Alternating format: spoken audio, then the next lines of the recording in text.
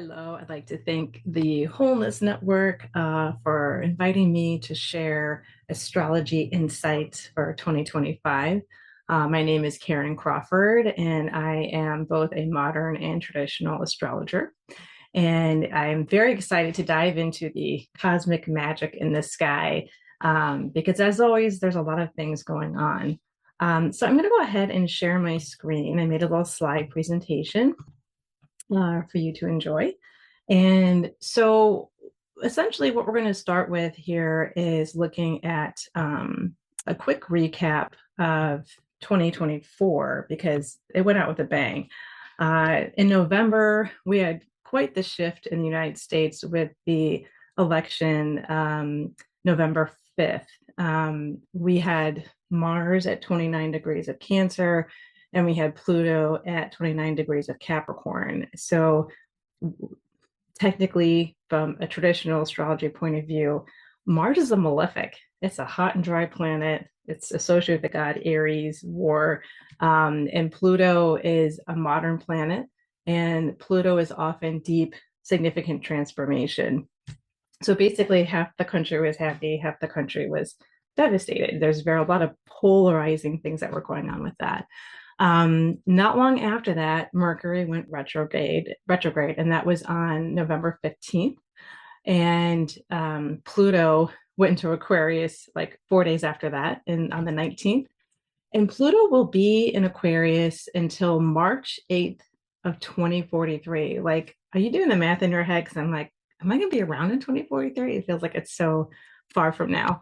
And it'll move into Pisces January 19th of 2044. So when Pluto is shifting into Aquarius, we want to look for big shifts in technology, innovation, and communication because Aquarius is an air sign. It's forward thinking. And in astrology, we have patterns and we have rhythms to things. So oftentimes we'll look back to see what happened when something happened like that before, because I don't know anybody who's 248 years old because that's the last time all this happened. So in the late 1700s, between 1777 and 1798, Pluto was again in Aquarius. So that's when we had the American and French revolutions, the Industrial Revolution, a lot about rights and freedoms. So I think with Pluto moving into Aquarius in our particular lifetime, it could be a lot about grassroots themes, finding and connecting with your authentic tribe. When we last had a big shift with Pluto is when it moved into Capricorn in 2008. That's when the housing market crisis happened and we kind of bailed out the banks. So definitely a financial institution feel with that Capricorn. When we're looking at Aquarius, we're thinking about forward thinking things and information. So AI is 100% on the docket. And I mean, you don't even have to like write or read anymore. You can just put something in and say, okay, make something for me about this topic. And then AI just pulls all this stuff, which I think is scary because I think we need to really use our brain. So anyway, the internet, social media, these things can all be dramatically revolutionized, changed. And again, I think human rights is definitely a topic that's going to come back up 100%. One of the ways we can think about Pluto and Aquarius for us as people who are interested in living a spiritual, loving life is also looking at how can you help in your own community or your own neighborhood. There can also be space for both and instead of just picking one thing or the other. So kind of holding oppositions and kind of finding a place where you can be comfortable as a human on the planet right now, to kind of move things back more towards the middle, which I think ultimately we can all find love in our hearts. That's going to be very helpful. And so looking at December now. So December, Mars went retrograde December 6th at 6 degrees Leo, 10 minutes, and that's going to be for 79 days. So Mars will have forward motion again starting February 23rd. And Mars is going to go back as far as 17 degrees Cancer. So it's going to go back over that 29-degree Cancer it had with Pluto back in November, which might be interesting. And briefly, when we talk about retrograde, it's just an illusion because we're geocentric. Our view is from the Earth. and it looks like the planet's moving backwards, but it's really not. It's because of the difference in orbital speeds. So when we see a planet going to retrograde, it's about reviewing, it's about reflecting, it's about recalibrating. And Mars is really about how we assert our energy, how we go after what we want, our desires. So this kind of really lets us review what brings us joy in our life, what gives us passion. So we can really check in with our goals and make sure this is something that we really want. So, Mars is the action planet. And when, it's going retrograde, we might kind of feel like, I feel like the brakes being tapped versus stepping on the accelerator, which is the usual Martian feel of getting stuff done and going after your goals. And hey, if you follow me, great, but I'm not waiting for you. So this can really help us internally go in and look at our desires and what we want and what we go after, and to really make sure it's in alignment with our values. So Neptune also went direct December 7th, and then Mercury went direct on December 15th. Now, every 20 years, there is a Jupiter-Saturn conjunction, and the next one will be in 2040. So right now on December 20, or we just had December 24th, there's this connection between Jupiter at 14 degrees Gemini and Saturn at 14 degrees Pisces, where those two planets are going to talk to each other. We had that happen on August 19th, and that was kind of when the presidential cycle was having interesting things with President Biden stepping down and Kamala Harris running. So the last meeting of this square will be in June of 2025. So we don't always know what these outer planets will mean potentially until later, because when these transits occur, it's 2 or 3, maybe 4 times when they have a perfect aspect. And so things kind of roll out and they kind of make more sense as time goes on. And the winter solstice was December 21st. And so in the Northern Hemisphere, it's basically the longest night. And the next day, we get to welcome back the sun. So the sun's going to start moving up in its declination. It's going to become equal on the spring equinox. And then the sun will be at its highest, and that will be during the summer solstice. So moving on to January, we have, and this is to be like Aquarius with lightning touching the trees.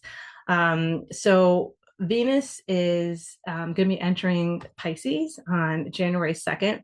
Venus loves the sign Pisces because it's what we consider her exaltation. So Venus represents for us what we love, magnetization, values, beauty, creativity, things like that. And so when Venus steps into Pisces, it's going to feel nice for her. She's going to have this feeling of support. And so what does that mean for you? Well, if your ascendant is Leo, I'm sorry, what am I talking about? Libra, if your ascendant is Libra or Taurus, Venus represents you by your ascendant. So this can be more significant for you. So this might be a great time for you to be creative, maybe to like listen to music that just makes you feel transported. It could be spiritual endeavors that make you feel like you're creating something of beauty in the world. And then on January 3rd, Mars is going to be opposite Pluto again. Now, this is at 1 degree Leo for Mars, and then 1 degree Aquarius. So there's like, we would maybe think about like a fight or something that we're really working hard on that can be brought more out into the open. And Pluto wants us to kind of look at things in the shadows. So it's like deeper issues to help us figure out what we're afraid of.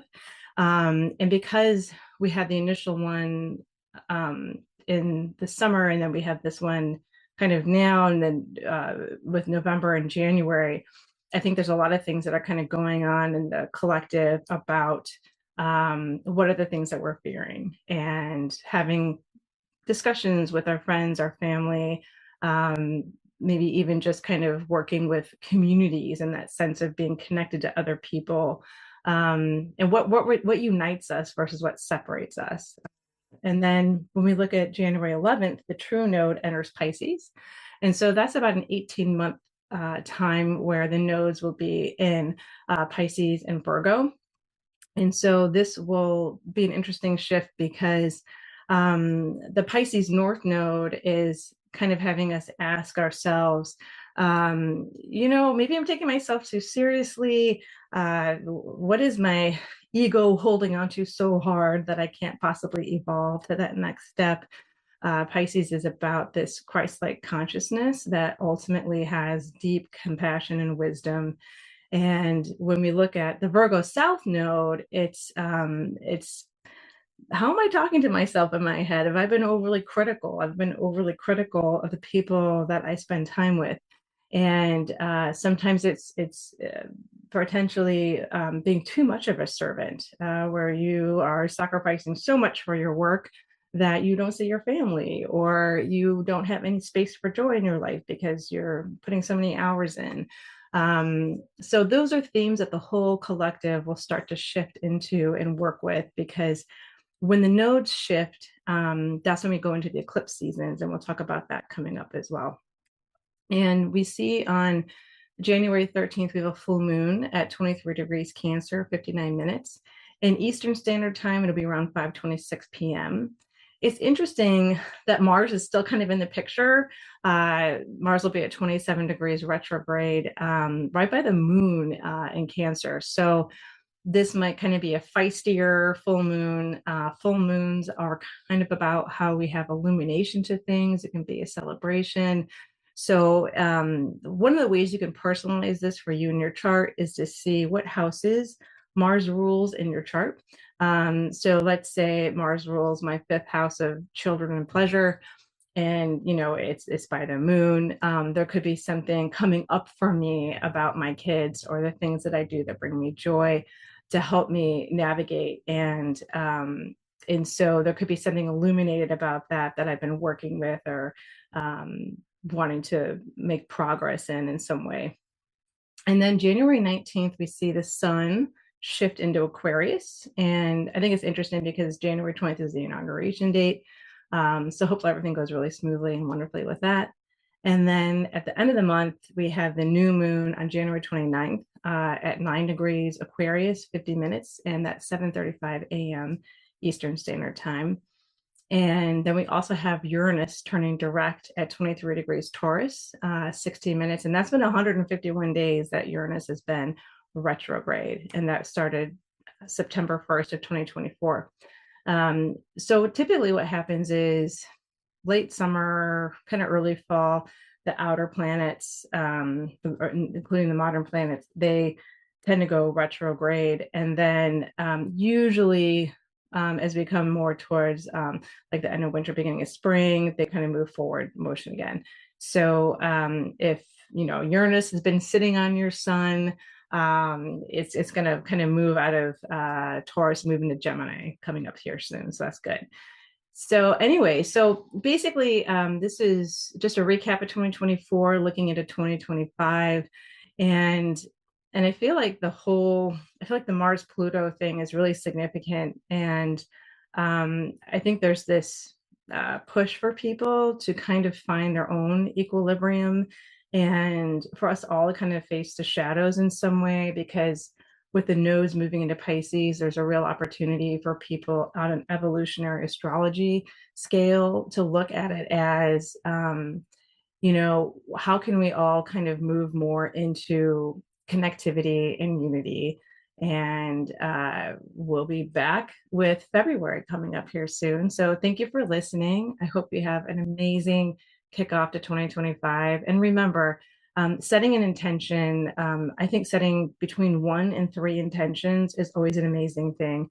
And I think a really good time for that would be really, I think New Year's Day is always great, because everybody's kind of having this collective energy of, I'm going to go to the gym every year, I promise, whatever your thing is going to be.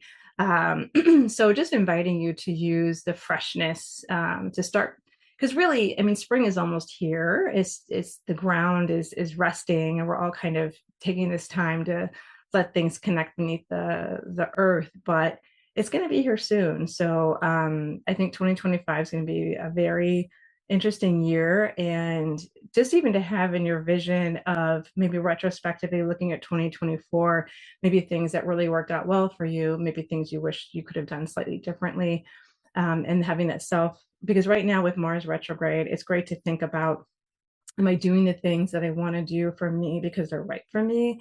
Or is it because I feel like there's pressure for me to do things a certain way? Or maybe there's something about your authenticity. So encouraging you to take that time just to sit down with yourself. And with the North Node in Pisces too, it's like, how do we get those insights? Well, we go within, we connect to the love that's in all of us that animates us because spirit breathes us, from my understanding, and really allowing those insights to come in and take that time to have that reflection. So anyway, I will stop sharing, and I bid you all an amazing day and month ahead. Take care.